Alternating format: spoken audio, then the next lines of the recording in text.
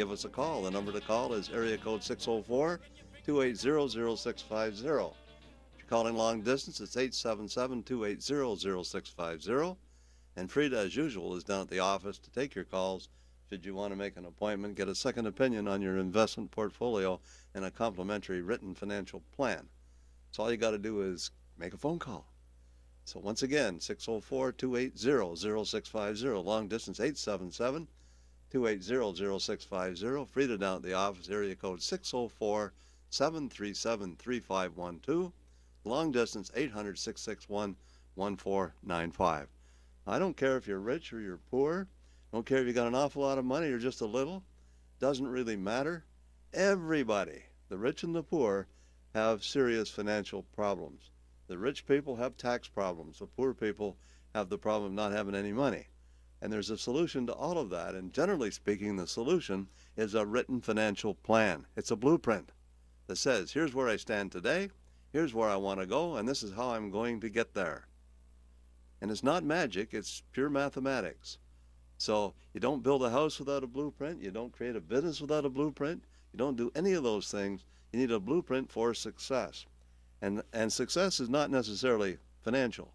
There's all kinds of areas of success. You have social success, family life success, your career success, friends, relatives, the whole thing, physical, mental. You set goals in all those areas. And if you don't have goals, you're like a ship without a rudder. So if you're sitting out there right now and you don't have a financial plan and you're wondering why you're not rich, that's the reason, okay? So get yourself a financial plan. It's complimentary. We'll provide it absolutely free. All you got to do is make a phone call.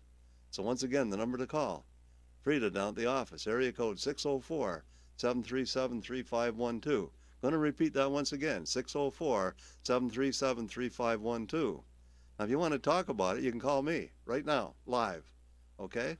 And you can reach me at area code 604-280-0650. If you're calling long distance, it's 877-280-0650. So we talk here. We teach you what you need to know to make better financial decisions. And the key to your financial success is your ability to make those decisions. And to make good, proper decisions, you need a high financial IQ. You need to know how to talk about money. You need to know what questions to ask of your financial advisor. You need a financial advisor. And a financial plan is a complicated document, and we offer it absolutely free of charge. So how do you know whether you're on track right now with your investments? How do you know whether your investments are too risky? Are you worried about the stock market right now? Are you worried about a market meltdown with the volatility that exists in the market today? Are you worried about that? Maybe it's time to have a consultation. Maybe it's time to get a second opinion on your investment portfolio, an MRI or an X-ray or a checkup, whatever you want to call it. Time to do so. And you should do that at least once a year. And even if you have a financial advisor right now, you should do it with the financial advisor that you have. If you're a client of mine, you should get a review of your portfolio at least once every year, sometimes even more often. Anytime there's a material change in circumstances, you inherit some money, you sell your house, you win the lottery, whatever it is. And I know that people make very bad financial decisions because I see their financial profiles at least 4 times every day. So I talk to 4 people face to face about their financial situation 4 times a day, and these people come from all walks of life. Some of them are retired, some of them are close to retirement, some of them are middle-aged and a long way from retirement. Doesn't really matter. I could show you how to write a financial plan for a newborn baby. Baby might not understand it, but that plan might say, baby's going to go to school, get a college degree, start working at age 25. That's a plan. Okay? Your hopes, your plans, your dreams, and your ambitions depend upon one thing, and that's the money you need to be able to carry them out. I'm going to say that again because I want to make sure it sinks in. Your hopes, your plans, your dreams, and your ambitions. And isn't that what life is all about? The things you hope for, the things you dream about? That beautiful home on the waterfront someplace? A vacation home down south or at Whistler or some other place? Your hopes, your plans, your dreams, and your ambitions depend upon the money you need to be able to carry them out. And the chances are, ladies and gentlemen, you won't have that money. It won't work. 100 people who started Equal today at the age of 25, these are statistics, age 25, by the time they end up at 65, one is rich. Just 1 out of 100. 4 are well-to-do. 5 are still working. And some of them are still working, and they may be well off. They just work because they like to work. 36 don't have to worry anymore because they're dead. Problems are all over. Okay? There's 54 left over. They're broke. They're dependent on family and state. They're 65 years of age, and they are broke, dependent on family and state. That's horrible. That's disgusting. That's discouraging.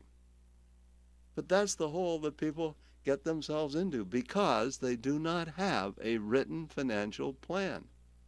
And I want to talk a lot today about what is a written financial plan. What is the anatomy of a written financial plan? What does it look like? And how do you do an evaluation of your overall financial situation?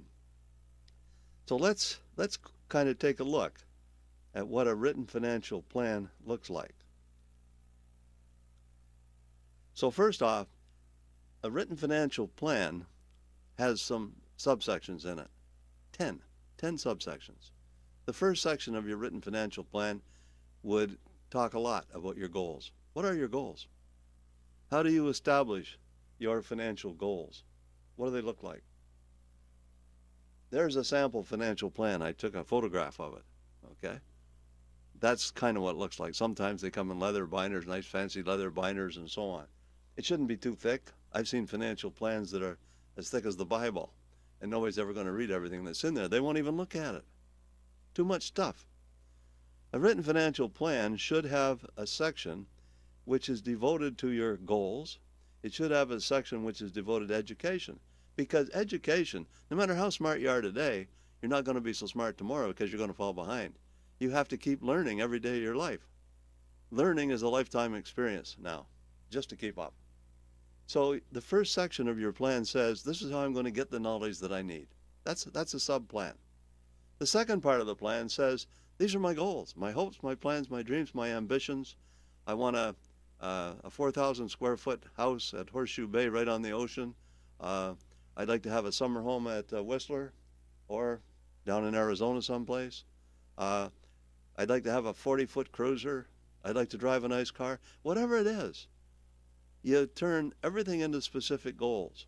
And then you need to understand, ladies and gentlemen, you need to understand that if you want all these things, you got to become first.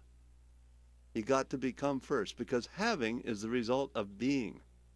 If you're the right kind of person, you will attract things. The things come automatically. I know people that if I gave them $1 million, they'd be broke in a month. They don't deserve to have $1 million because they're not the kind of person that has $1 million. So you got to develop yourself. It's called personal growth and development. You got to grow. So how are you going to do that? That's section 1, financial education. How am I going to get all these things? Section 2 is related to section 1 because that turns section 1 into more specific goals. The goals are well outlined, okay? So those two pieces of the plan kind of go together. The next one is you have to determine, you have to evaluate where you stand right now. Where am I at? What do I own? What do I owe? Okay?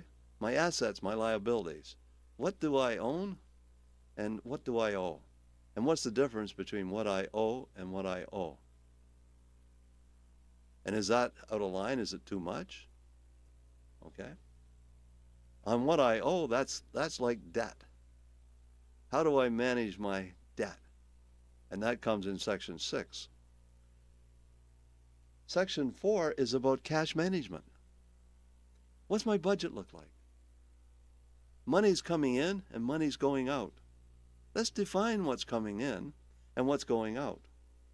Now we're either broke on payday, or we have a deficit, which means we have to borrow money to cover the shortfall, or we have a surplus, which means our bank account grows, okay? So let's get there. Let's talk about that. Let's get a financial plan that has a budget embedded in it. Section 5 deals with risk. What are all the risks that can derail my plan? Okay? What are the risks that can derail my plan? What happens if I get divorced? You know what the odds of divorce are? 50-50. So let's say that you have $1 million, a net worth of $1 million. That's the difference, again, between your assets and your liabilities. You have $1 million. And let's say that you flip a coin, heads or tails. Heads, you win. That means you can keep your $1 million. Tails, you lose half of your $1 million to your spouse that just left. Those aren't very good odds, ladies and gentlemen. And how do you deal with that? That's the odds of divorce, 50-50. And if you're going to get divorced, you better do it young in life, because if you do it at 60 or something, it's almost too late to start all over again, and you just lost half of your net worth.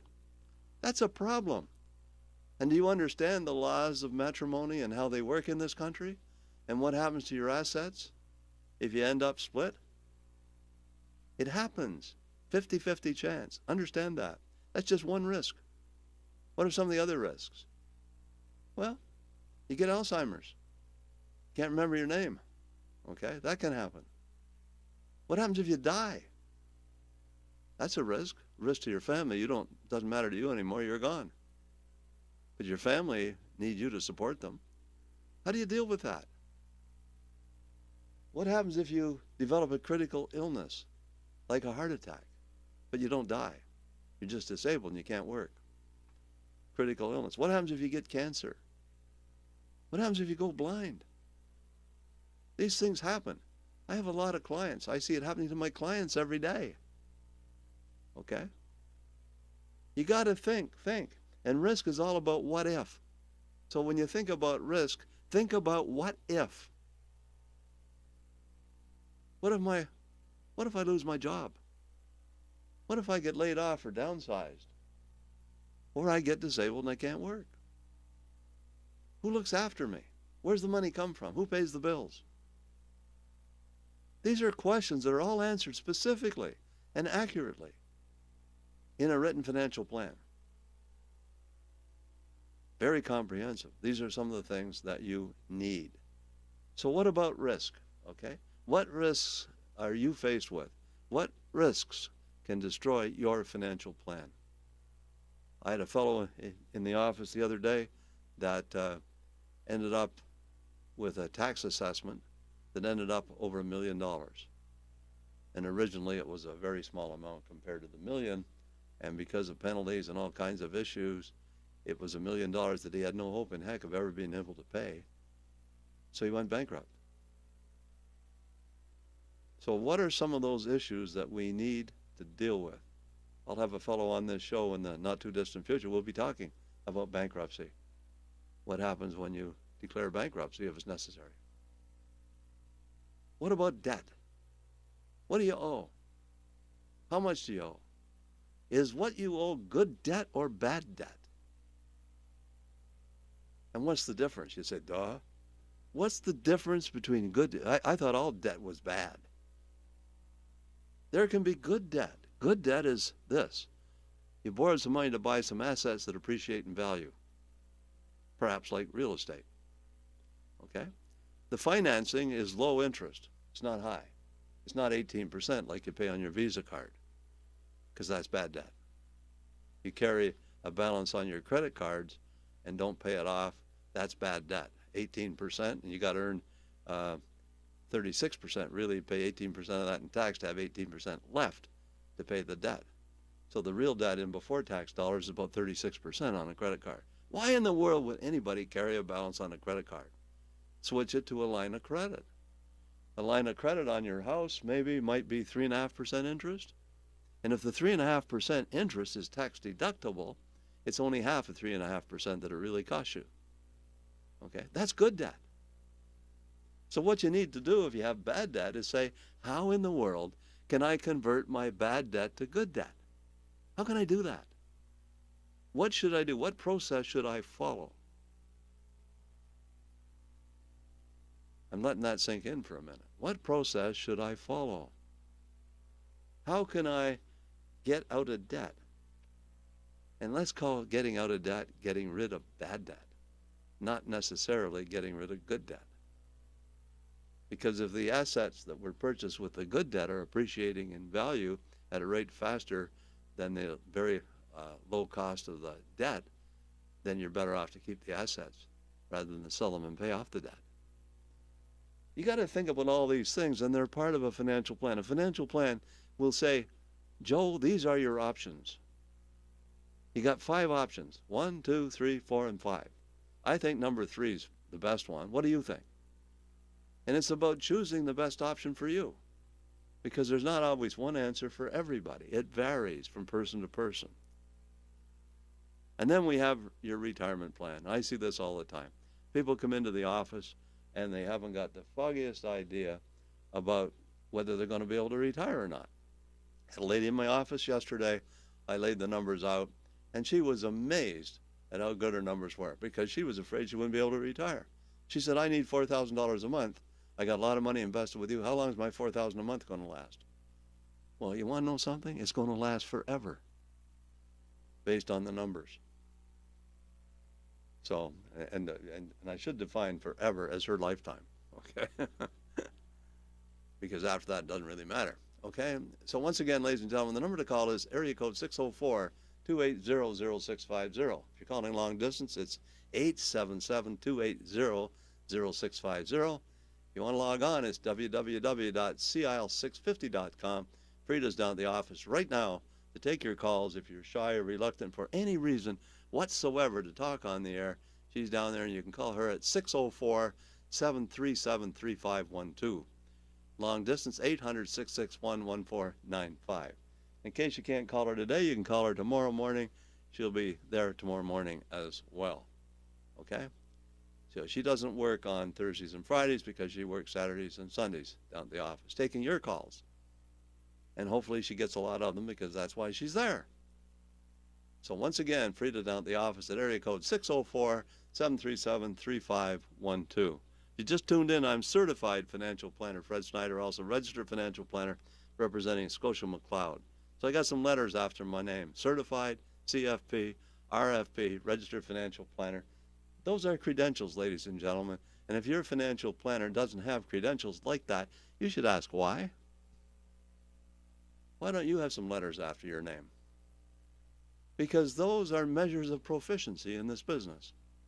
They are also measures of regulatory situations. It means you're regulated. It means there's rules you have to follow. Okay? It's just like a chartered accountant. It's the same thing. So those designations mean that people with them are highly proficient in overall financial planning.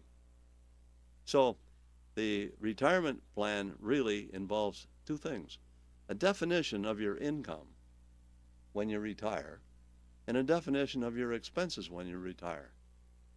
And hopefully the expenses will be less than the income so that you have surplus. Because if it's the other way around, you do have a problem. Okay? Now, are you going to qualify for the old age pension, and how much do you get?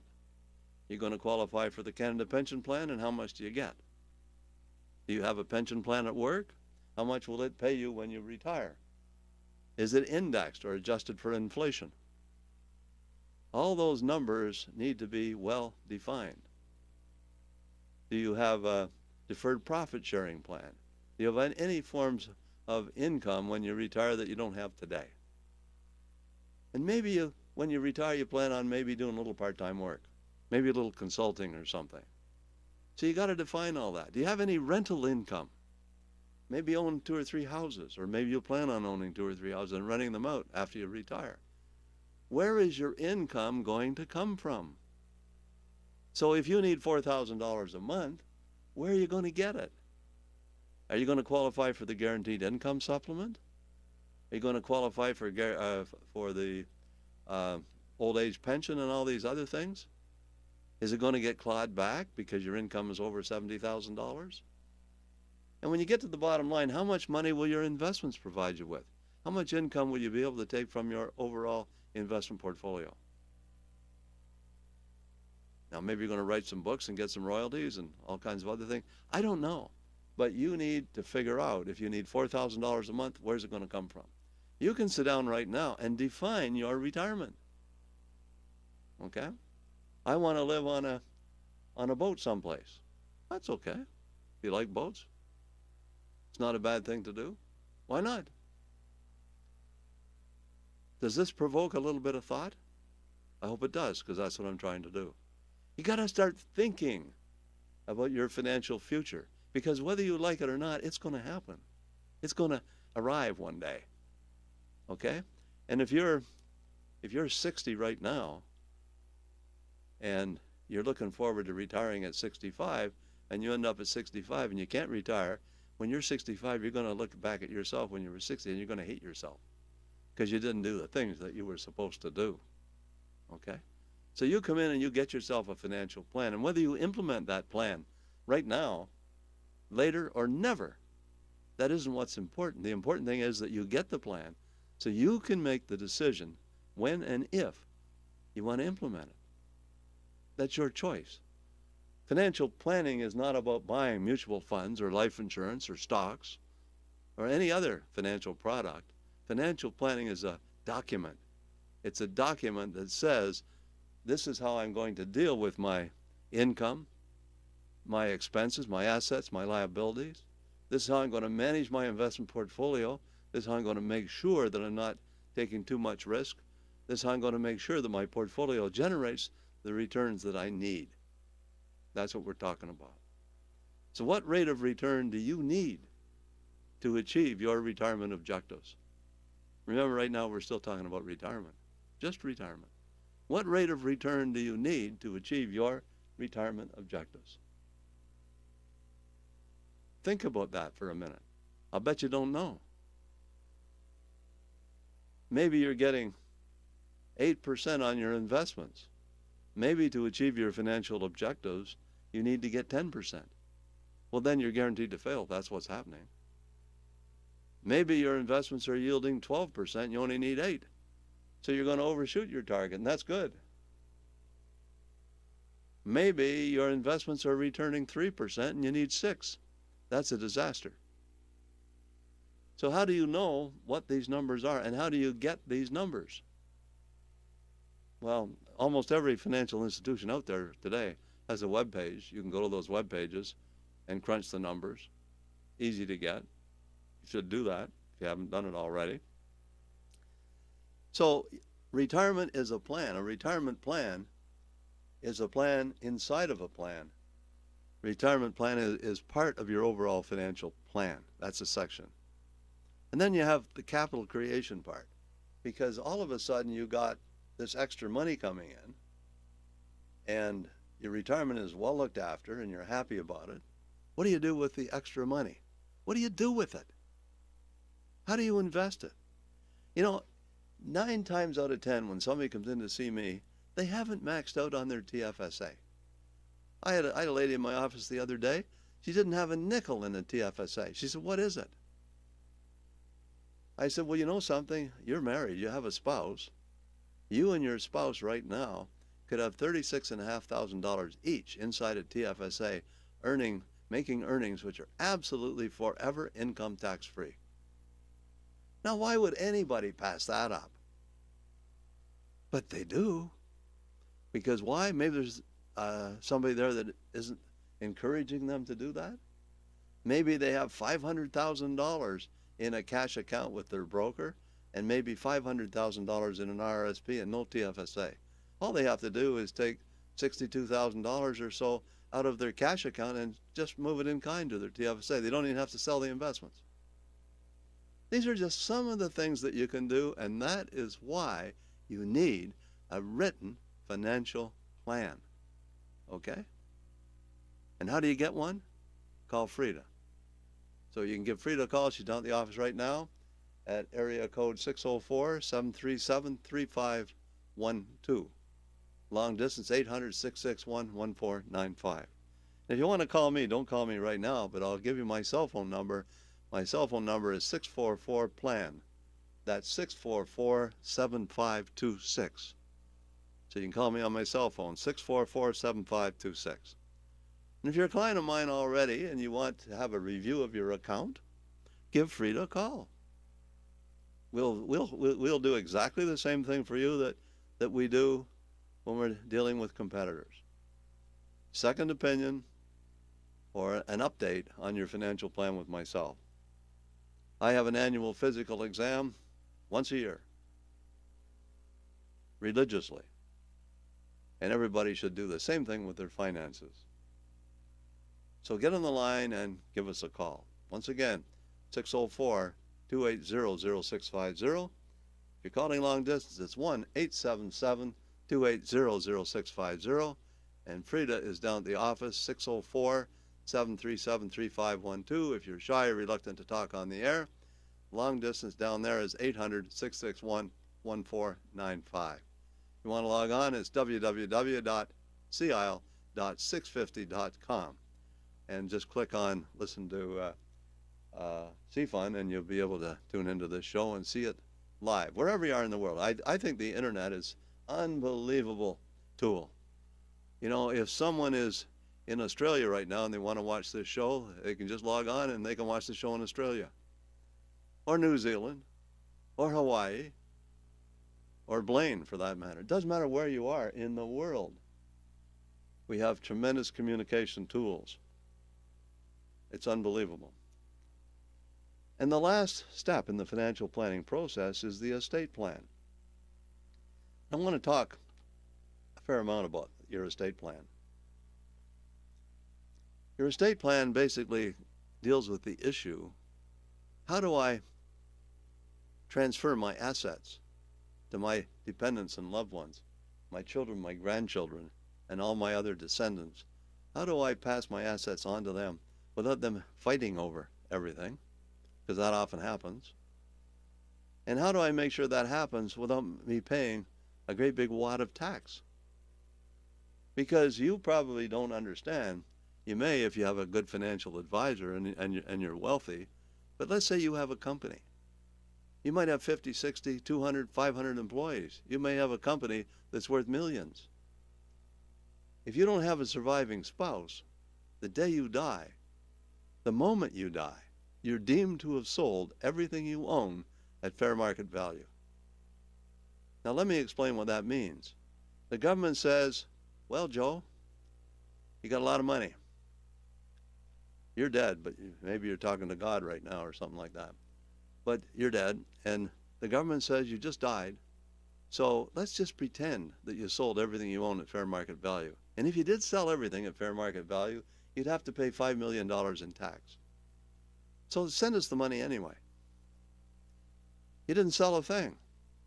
Now your executor is going to have to raise a lot of cash. If it's $5 million, I just pulled that number out of the air. But it doesn't matter what the number is. It might be $200,000. It might be $1 million. It could be any number, depending. You need to define that number. That is what estate planning is all about. It's all about your will, and it's all about how you establish your trust, your testamentary trust, and everything else.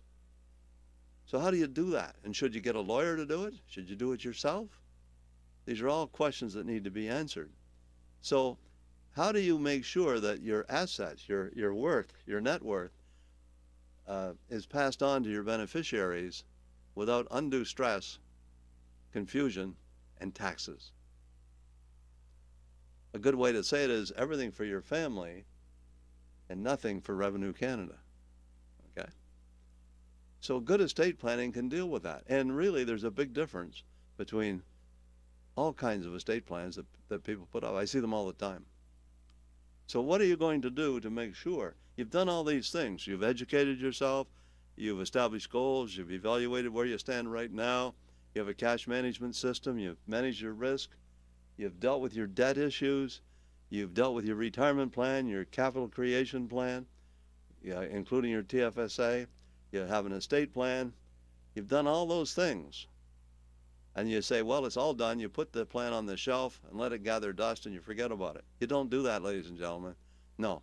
The last step is how often and how frequently you review it. And that needs to be well defined with your financial advisor. I want to review my financial plan at least 4 times a year, or twice a year, or once a year. The law basically says it's got to happen once a year. Okay? So it's time to get serious about financial planning. It's time to get serious about a written financial plan. You need to do that. Okay? So what have you learned so far? Rhetorical question. Write it down, the answer. What have you learned so far? Did you learn anything today? What are you going to do? What are you going to do next? What are you going to do with what you learned? Are you going to take action? Are you going to do something? Are you going to make a phone call? Are you going to make an appointment? What are you going to do? You got to be proactive, not reactive. Most people are reactive in terms of how they deal with their money. They just react. Somebody sticks a pin in you, what do? You just sit there and say, no. You react. Proactive would be, I don't know, you wear a bulletproof vest or something. You need to deal with these issues, and I can't stress that too much because I see it over and over and over and over again every day. The same problems. Rarely do I look at a person's finances that I can say everything is in perfect order. Most of the time it isn't. Often they have the wrong kind of life insurance. Often they pay too much for the wrong kind of life insurance. I had a couple in my office the other day that were paying $100 a month for their life insurance. Their net worth wasn't great. They didn't have an awful lot of money. They're getting up in years. He's had open heart surgery, so he can't buy any more insurance at any time. And all of a sudden, they get a notice from the insurance company that says their premium is now going up to $400 and some a month. So all of a sudden, instead of paying $100 a month, they have to pay $400 a month. And then on top of that, the policy expires, isn't even renewable beyond age 85. So this guy has to renew this insurance so that he's got some, because they need it. He's got to renew the insurance, and he's got to die before he's 85, before there's a payoff or a payout. That's awful. He was paying too much for the wrong kind of life insurance. After a very careful analysis, I discovered that on his old age pension and Canada pension plan, they were having tax deducted at source. And they got a refund of $4,800. Well, guess what the refund would pay? The refund would pay the increase in the life insurance. They weren't counting the refund really as income, or they were counting it as expense. All of a sudden, the relationship between income and expenses goes down by $400 a month if they instruct CPP, Canada Pension Plan, old age pension, and so on to quit deducting at source. Now they got an increase in take-home pay of $400 a month, and that's enough to cover the shortfall on the insurance. Simple situation, but I had to really dig for that one. I want you to think about that, okay? It's very, very important. So what can you do to do better financially? What's the story? Okay? A written financial plan is a good place to start. So once again, education, goals, evaluate where you stand right now, cash management, risk management, debt restructuring, retirement, capital creation, estate review. It's not simple. It takes a little bit of time and it takes a little bit of work, but you need to deal with that, ladies and gentlemen, and listeners out there. Time to get a financial plan. If you just tuned in, I'm certified financial planner Fred Snyder, also registered financial planner representing Scotia McLeod, and my mission is to teach people what they need to know to make better financial decisions. I once learned a long time ago, I took a course in how to establish goals. Okay? I took a course in how to establish goals. And the course basically taught me this. I don't have to go into great detail of the whole thing, but it basically says that what you need to do, step one, is to crystallize your thinking. In other words, you have to establish crystal clear goals. Okay? Sounds simple? Kinda. It's not really. You might say, well, I want to be rich. That's not a crystal clear goal, because rich is different things to different people. Think about that. Rich is different things to different people. What to you is rich? Well, rich might be having a bank account with $3.5 million in it. Rich might be living in a $3 million home on the waterfront someplace. That might be rich. Okay? But you need to take the time to define what rich is. So crystallize your thinking. I'm going to give you this format, and you should be writing it down. Because this course cost me $700 in 1964. I don't know what it would cost today, okay? But write it down. You're getting it free. Crystallize your thinking, step one. That simply means well-defined goals. The investors group calls it limited vision, okay? Well-defined goals is step one. Step two is develop written plans and deadlines. Now, doesn't that kind of tie into what I've been talking about when I talk about the financial plan? When they talk about written plans and deadlines, they're talking about written plans and deadlines for your family life, your social life, your physical life, your mental life, your spiritual life, and your financial life. Okay? But I'm only dealing with money here on this show. And the principles are the same. They're exactly the same. So develop a written financial plan and then have written plans and deadlines. Step three is kindle desire. You got to want to. You got to want to. You got to motivate yourself. Someone once said that if you're not interested, what you need to do, if you have to be interested and you're not, you need to motivate yourself. The word motivation is made up of two words, motive and action. So without motive, there's no action. Motive means the goal. We're back to the goal thing again. So you need goals. So again, what are your financial goals? So step three is kindle desire. Step four is develop confidence. You got to believe you can. I'd like to be prime minister. Think I got a hope? No. That would be a stupid goal. Okay? You have to, but whatever those goals are, you got to believe you can. So how do you develop confidence? You take the goal, you divide it up into small, little, tiny goals. Like if you want to save $30 a month, it's easier to save $1 a day than it is $30 a month. Or whatever the number is. I tell you what, if you're listening to the show and you smoke, just quit smoking. You'll be healthier. But if you quit smoking, you won't have to buy those damn cigarettes anymore. Cost of a package of cigarettes is $10, right?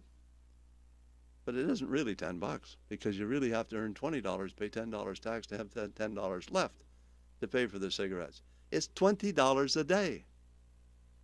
So you could put $20 a day into your RRSP if you quit smoking. I want you to just think about that for a minute, okay? That's just one thing. Quit going out for lunch when you go to work. Brown bag it. Save a lot of money there. Okay? So essentially, that is what you have to do.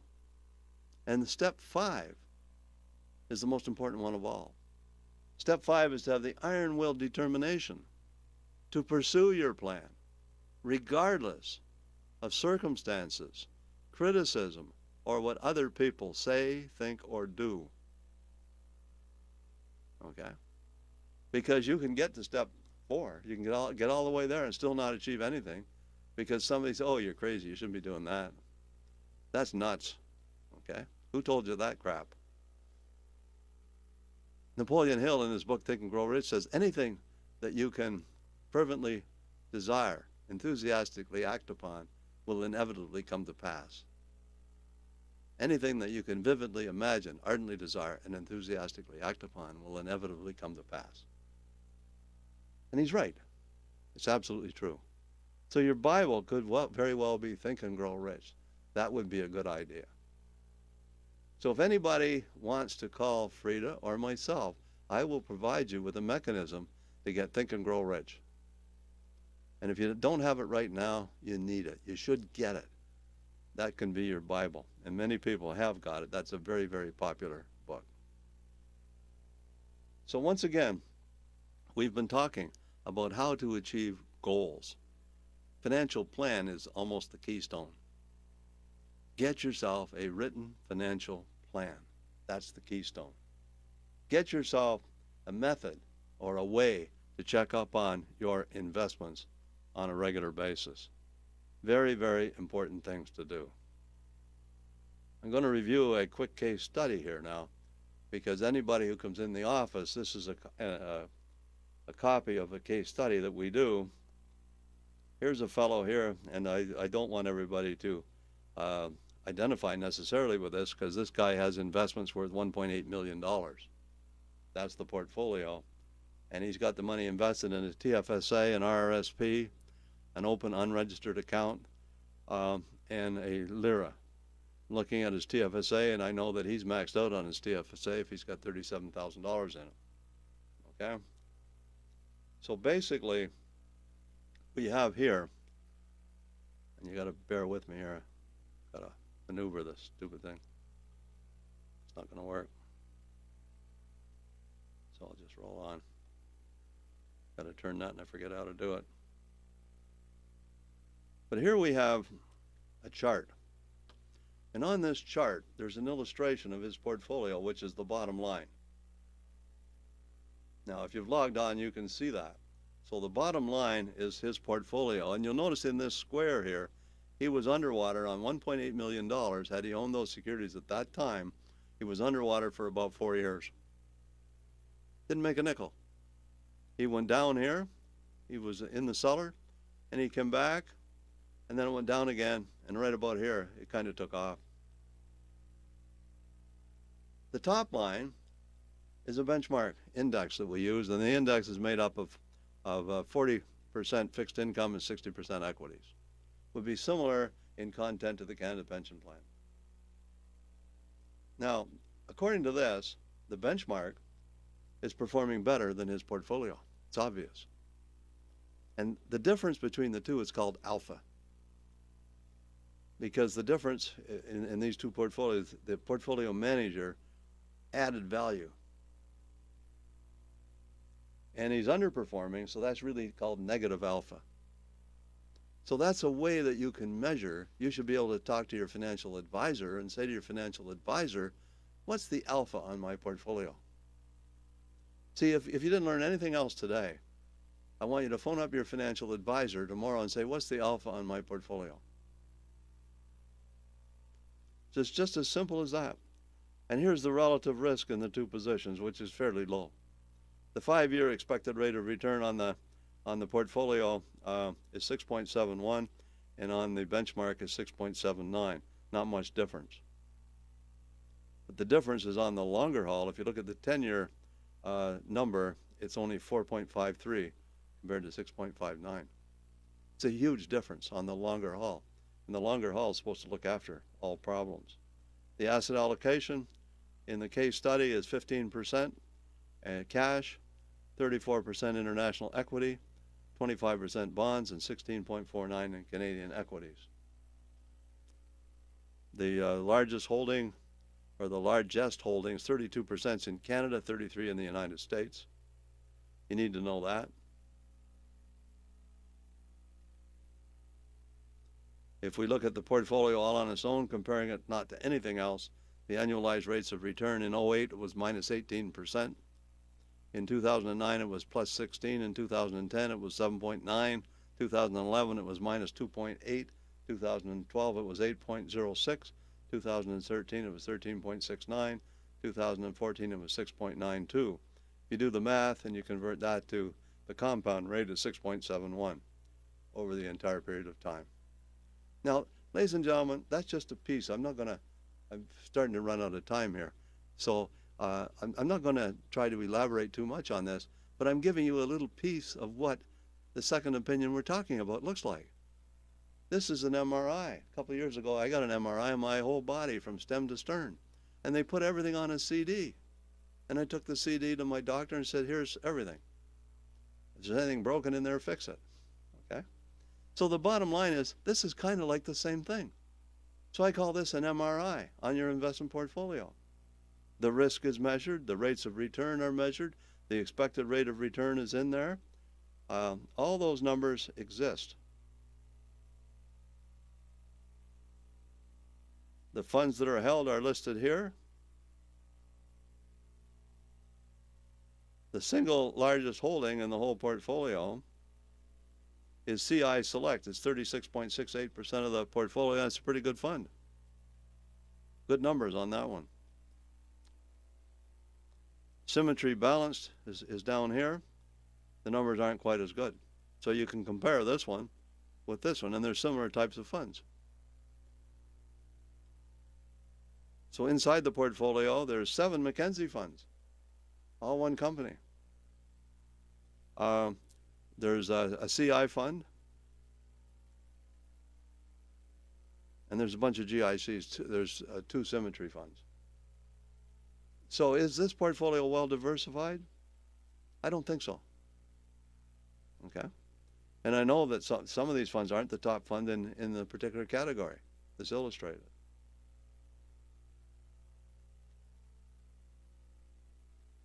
So you got 6.71 is your weighted compound average on all those funds. So if we compare that with what I would offer as an alternative to the portfolio, the bottom line here is the portfolio that we're looking at. We've already looked at that one. And this here is my model portfolio, 8.05, which is a balanced portfolio. Look at the difference. And the difference, the spread between those two, is called alpha. Okay? So you know that you got a much, much better picture. And ladies and gentlemen, I just looked at the clock. I got really wound up there. I'm out of time. I have to go. So if you want to take this to the next level, call Frida, 604-737-3512. Bye for now. Thanks for listening. If you'd like Fred to review your portfolio, call his office right now at 604-737-3512. That's 604-737-3512.